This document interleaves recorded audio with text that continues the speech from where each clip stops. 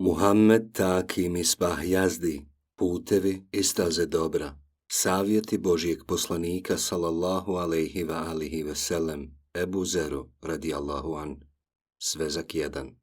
4. čas. Poslanikov sallallahu alejhi ve alihi ve sellem savjet o ispravnom korištenju trenutnih mogućnosti. Sadržaj. Važnost razmišljanja o smrti i o posljedicama grijeha. Neophodnost cijenjenja životnog vijeka, blagovremeno izvršavanje obaveza i nezabrinutost za sutra. Poslanikov sallallahu alejhi ve alihi ve sellem savjet o ispravnom korištenju trenutnih mogućnosti. O Ebu Zere, boj se mogućnosti da ti smrt dođe dok činiš grijehe, jer u tom slučaju nećeš imati priliku za iskupljenje i pokajanje. Nećeš se moći ponovo vratiti na ovaj svijet. Neće te tvoji nasljednici hvaliti zbog onoga što si im ostavio, niti će uzvišeni Bog prihvatiti ispriku od tebe za ono što si poslao ispred sebe. O Ebu Zere, nisam vidio ništa poput vatre, a da spava onaj koji od nje bježi, i ništa kao džennet, čiji tragalac spava. O Ebu Zere, budi štedljiviji prema svom životu nego što si sa svojim dirhemom i dinarom. O Ebu Zere, da li bilo ko od vas očekuje nešto drugo, doli bogatstvo koje će završiti obiješću, ili siromaštvo koje će prouzrokovati zaboravljanje Boga, ili bolest koja će mu uništiti zdravlje, ili starost koja spriječava, ili iznenadni dolazak smrti, ili deđala, a to je zlo skriveno koje se očekuje, ili dolazak časa proživljenja koji je užasniji i gorči. Prethodno smo govorili o nekim dijelovima predaje koja se prenosi od Ebu Zera. U njima je naglašavana važnost jačanja vjerovanja, cijenjenja prilika, života i Božjih blagodati. Sada se ista pitanja objašnjavaju drugim izrazima da bi se ostvario veći uticaj na srca vjernika. Kada čovjek povjeruje u uzvišenog Boga, u sudnji dan i božanske vrijednosti, on nastoji pred Bogom biti čistog obraza i na sudnjem danu biti predmet njegove pažnje i dobrote. Ali sve zavisi od toga hoće li znati cijeniti vrijednost svoga životnog vijeka i hoće li znati kako će ga koristiti, ne bi li postigao cilj, vječnu sreću. U nastavku plemeniti poslanik alejhiselam upozorava na opasnost od upadanja u grijeh i skretanja zbog nemara, zato što je moguće da čovjeku u tom stanju dođe smrtni čas i da krene ka vječnom boravištu postiđen i nesretan. Važnost razmišljanja o smrti i o posljedicama grijeha. O Ebu Zere, boj se mogućnosti da ti smrt dođe dok činiš grijehe, jer u tom slučaju nećeš imati priliku za iskupljenje i pokajanje. Nećeš se moći ponovo vratiti na ovaj svijet. Neće te tvoji nasljednici hvaliti zbog onoga što si im ostavio, niti će uzvišeni Bog prihvatiti ispriku od tebe za ono što si poslao ispred sebe. Kako je i prije rečeno, poslanik sallallahu alejhi ve alihi ve sellem je jednu skupinu etičkih pojmova objasnio služeći se različitim izrazima. Cilj ponavljanja ovih pojmova jeste ostavljanje većeg utiska na srca vjernika.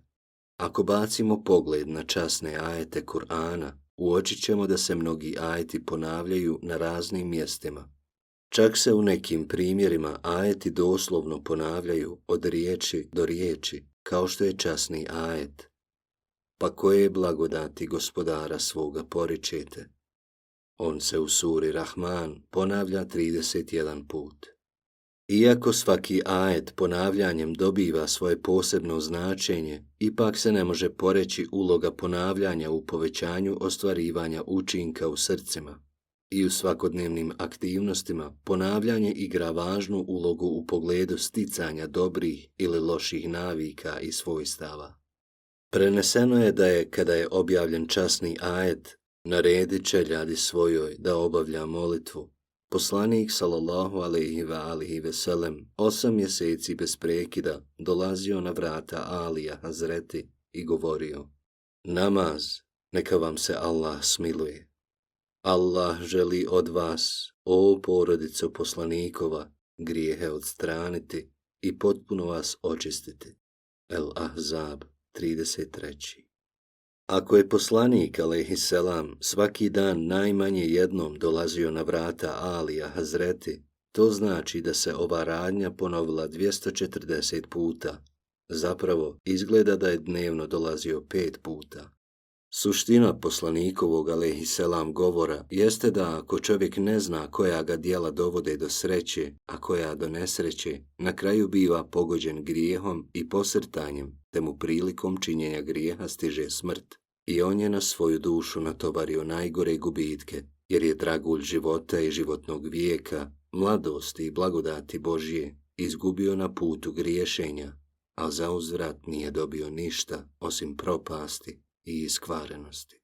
Stoga poslanik sallallahu alejhi ve sellem poručuje: boj se mogućnosti da ti smrtni čas dođe u vrijeme činjenja grijeha i da ti u tom stanju uzmu dušu.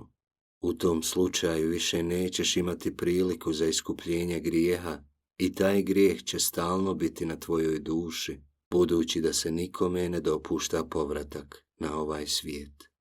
U vezi sa predočenim, časni Kur'an kaže: Hatta iza jaa ahadahumul mautu qala rabbi rji'un la'alli a'malu salihan fima tarakt kalla innaha kalimatun huwa qailuha. Kad nekom od njih smrt dođe, on uzvikne: Gospodaru moj, vrati me da uradim kakvo dobro u onome što sam ostavio. Nikada. To su riječi koje će on uzalud govoriti. El Mu'minun 99. i 100. ajet. Ako bi čovjek prilikom činjenja grijeha razmišljao da je moguće da mu u tom stanju dođe smrt, udaljio bi se od njega. Pretpostavimo da čovjek ostvari veliku zaradu od svoje nezakonite trgovine i da je ostavi svojim nasljednicima. Da li će i on od toga imati koristi? Da li će nasljednici koji dobijaju njegov imetak biti zahvalni za njegov trud i da li će za njega od Boga tražiti oprost? Ili će oni ovaj imetak koristiti za uživanje, a da ga se neće ni sjećati? Pa kada bi ga i hvalili, on od toga nema koristi. S druge strane, on sa svim svojim posrtajima i nedostacima dolazi pred Boga. Da li sada ima neku ispriku pred Bogom i da li će mu Bog oprostiti? On je znao da je djelo koje čini zabranjeno i protivno Božjoj zapovjedi i njemu je dokaz bio upotpunjen. Kakvo će opravdanje imati pred Bogom za vatru koja mu obuhvata dušu? Kakav odgovor ima? O Ebu Zer, nisam vidio ništa poput vatre, a da spava onaj koji od nje bježi, i ništa kao džennet, čiji tragalac spava. Neophodnost cijenjenja životnog vijeka. O Ebu Zere, budi štedljiviji prema svome životu nego što si sa svojim dirhemom i dinarom. Ako je neko uz velik trud i zalaganje uspio doći u posjed novca, da li ga tek tako daje drugima na raspolaganje? Zbog toga što je uložio mnogo truda da bi stekao novac, ne ispušta ga olahko i zna ga cijeniti. Nasuprot tome, moguće je da bez osjećanja nekog gubitka sate svoga života provede na putu zablude. Drugačije rečeno, moguće je da budemo štedljivi u pogledu trošenja svoga imetka, ali da u trošenju svoga životnog vijeka ne budemo štedljivi, pri čemu treba imati na umu da se vrijednost imetka ne može uporediti sa vrijednošću životnog vijeka. Kada je nekome život u opasnosti, spreman je potrošiti nekoliko puta više nego što mu imetak vrijedi, samo da ostane živ. Pretpostavimo da su svi rudnice zlata, srebra i briljanata i izvori nafte na svijetu u vlasništvu jednog čovjeka i da mu se kaže: da bi ostao živ, trebaš dati sav svoj imetak. Zar on ne bi dao sav svoj imetak? Čovjek želi steći bogatstva ovoga svijeta u svoju korist, ali ako ne bi bio živ, kakve bi koristi mogao imati od toga? Prema tome, čovjekov životni vijek vrijedniji je od svih bogatstava ovoga svijeta. Zašto onda ovo neprocjenjivo bogatstvo tek tako ispušta iz ruku? I ne samo da ga olahko ispušta, već nekad njime kupuje za sebe vječnu patnju. Ako rasipanje dirhema i dinara nije pametan posao, da li je uzaludno trošenje životnog vijeka na putu brzo prolazećih želja pametno?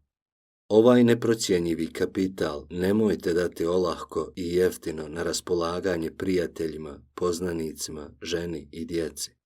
Ne trošite ga na isprazne radnje da biste udovoljili drugima, a nemojte ga, ne dao Bog, tek trošiti na putu neposlušnosti i grijeha. A ako čovjek bude zarad Božjeg zadovoljstva svoj život koristio na putu činjenja drugih sretnim, da bi usrećio ženu, djecu i brata vjernika, ne samo da nije svoj život potrošio uzalud, već je na taj način zauzvrat priskrbio Božje zadovoljstvo, koje je vrijednije od čitavog svijeta. U svakom slučaju, nije pametno život, čiji je svaki tren vrijedniji od čitavog svijeta, trošiti radi zabave i po želji ovog ili onog, jer se u tom slučaju isti olahko ispušta iz ruku. Blagovremeno izvršavanje obaveza i nezabrinutost za sutra.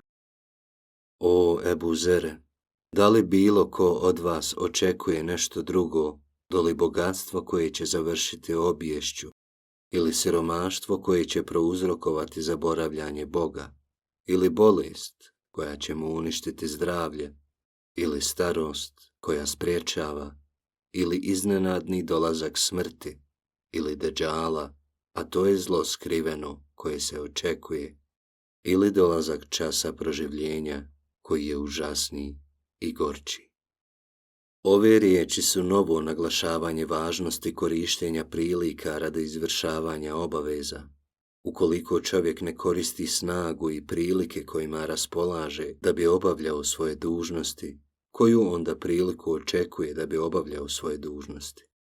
Ove riječi upozorenje su onima koji, kada im se govori da izvršavaju svoje obaveze, odgovaraju: ima dosta vremena, kasnije ćemo to uraditi.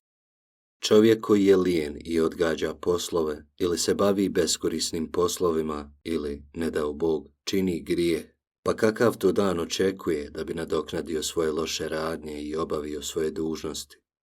Na primjer, u vrijeme siromaštva i neimaštine iščekuje da prođe vrijeme siromaštva i da postane bogat, pa da onda izvršava svoje obaveze.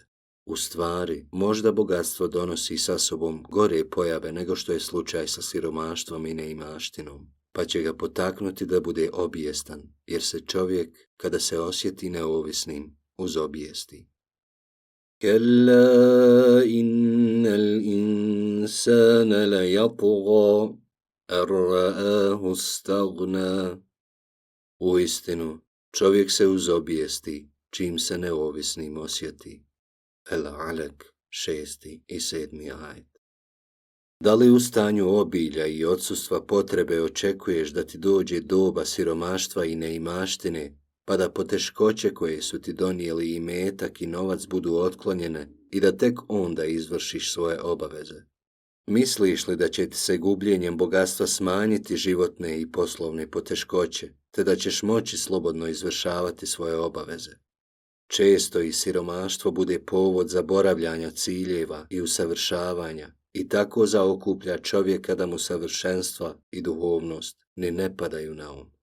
Kad si zdrav, misliš da se bolestan čovjek više sjeća Boga, s tim da ovo nije nikakvo opće važeće pravilo.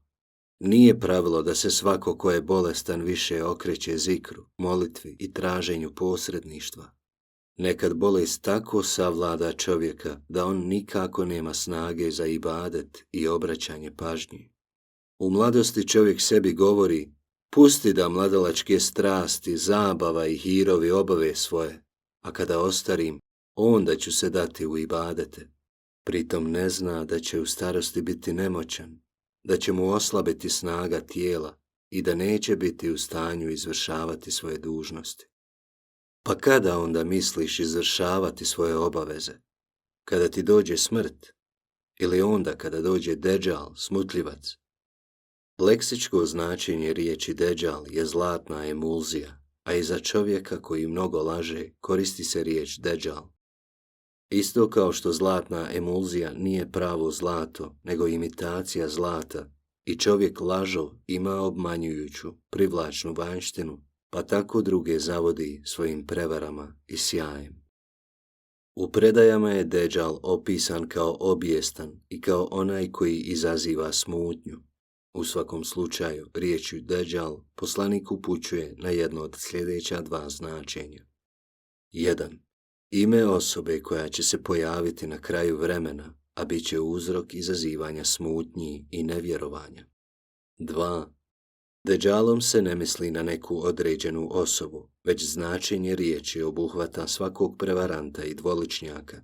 Osobe koje primamljivim izgledom nastoje druge obmanuti i koje svojim sjajem i prevarama nastoje druge privući sebe, otjelovljenje su pojma Deđal. Isto kao i oni pojedinci koju zabludu predstavljaju kao istinu, a istinu kao zabludu, i na taj način uzrokuju skretanje ljudi sa pravoga puta. Deđal će biti uzrokom da se istina i zabluda do te mjere izmiješaju da ih više nije moguće razlikovati. Stoga poslanik sallallahu alejhi ve sellem naglašava da trebaš, dok su za tebe istina i zabluda jasne i dok poznaješ istinu, koristiti prilike, djelovati po istini i pridržavati se obaveza i svega drugog što ona podrazumijeva. Nemoj dozvoliti da dođe dan u kojem ćeš biti u zabludi, a put upute pred tobom zatvoren. To je najgori događaj koji čovjeka očekuje. Od svih događaja užasniji i gorčiji je iščekivanje dolaska sudnjeg dana. U ovom govoru poslanik sallallahu alejhi ve sellem upozorava čovjeka na opasnosti koje mu predstoje u budućnosti, konkretizira ih i govori o tome da je moguće da poteškoće koje donosi budućnost budu teže od trenutnih. Stoga je umjesno da čovjek koristi prilike koje ima danas i da danas ne govori sutra.